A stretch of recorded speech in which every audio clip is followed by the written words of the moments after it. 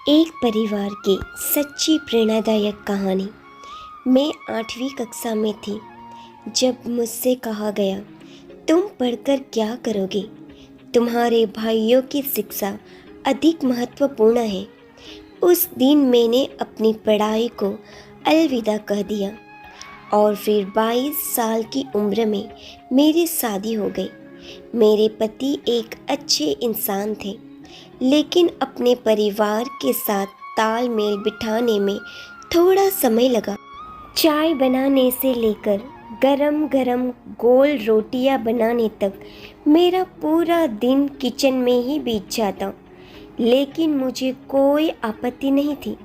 मैं जीवन भर इसके लिए प्रशिक्षण लेती रही और फिर 1 साल बाद हमारा पहला बच्चा हुआ, एक लड़की। मैं और मेरे पति खुश थे, उनका परिवार खुश नहीं था। वे एक लड़का चाहते थे।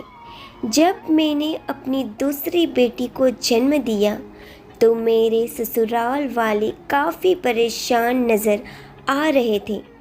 उन्होंने मुझे ताने देना शुरू कर दिया, एक बेटा पैदा नहीं कर सकती, पता नहीं किससे ले आए। मैं थक गई थी। लगातार गर्भधारण ने मेरे शरीर पर एक टोल ले लिया था। तब तक हमारी 7 बेटियां हो चुकी थी और ताने असहनीय हो गए थे। 7 लड़कियों एक दायित्व है। वे कहते थे, मैं अपने लड़कियों की परवरिश ऐसे माहौल में नहीं करना चाहता था जहां उन्हें नीची नज़र से देखा जाए, और इसलिए संयुक्त परिवार में 10 साल रहने के बाद हम बाहर चले गए। मेरे पति ने मसालों की एक नई दुकान शुरू की। 10 साल में हमारे घर में कभी सुस्ती का पल नहीं आया। लड़कियां नृत्य प्रतियोगिता आयोजित करती और मुझे और मेरे पति को निर्णायक बनाती। हमें खुशी हुई, लेकिन फिर मेरे पति को दिल का दौरा पड़ा और कुछ ही समय बाद उनकी मृत्यु हो गई। 44 साल की उम्र में मैं एक विधवा थी जिसकी देखभाल के लिए 7 लड़कियां थी। मेरी दूसरी बेटी ने अभी अभी कॉलेज में प्रवेश किया था और सबसे छोटी की उम्र 10 साल की भी नहीं थी। मैं शौक भी नहीं कर सकी। उनके अंतिम संस्कार के ठीक बाद मुझे और मेरी बेटियों को दुकान खोलनी पड़ी, लेकिन यह बात हमारे रिश्तेदारों को अच्छी नहीं लगी।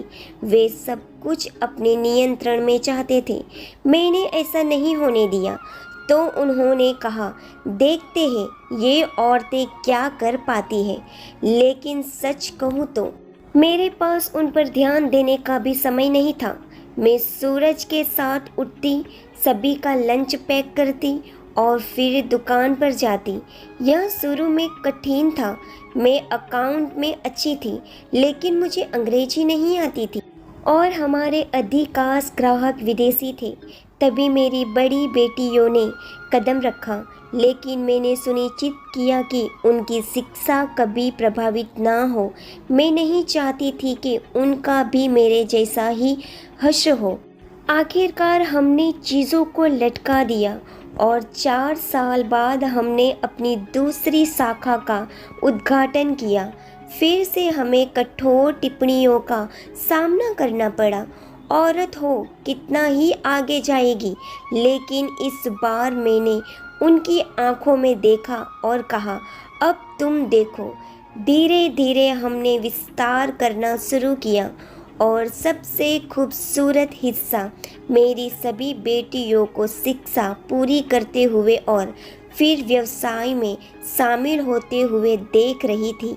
आज 16 साल में 4 शाखाओं के बाद लोग हमें द स्पाइस गर्ल्स कहकर बुलाते हैं। यह हास्य है कि कैसे वही लोग जिन्होंने कहा महिलाएं बहुत दूर नहीं जाती, अब मेरे पास व्यावसायिक सलाह के लिए आती है।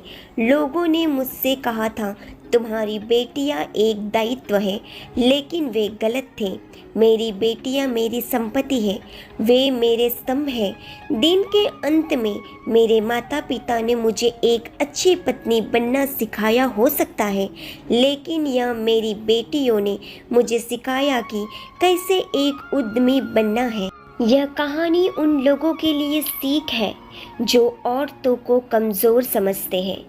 आशा करती हूँ कि आप लोगों को हमारी ये कहानी अच्छी लगी होगी। अच्छी लगी हो तो इसे लाइक और शेयर ज़रूर कीजिएगा। इस कहानी को लेकर आपकी क्या राय है हमें कमेंट बॉक्स में ज़रूर बताइएगा। अगर आप लोग हमारे चैनल पर नए हो तो हमारे चैनल को सब्सक्राइब ज़रूर कीजिएगा। कहानी के अंत तक बने रहने के लिए आप सभी का दिल से बहुत बहुत धन्यवाद। जय श्री कृष्ण।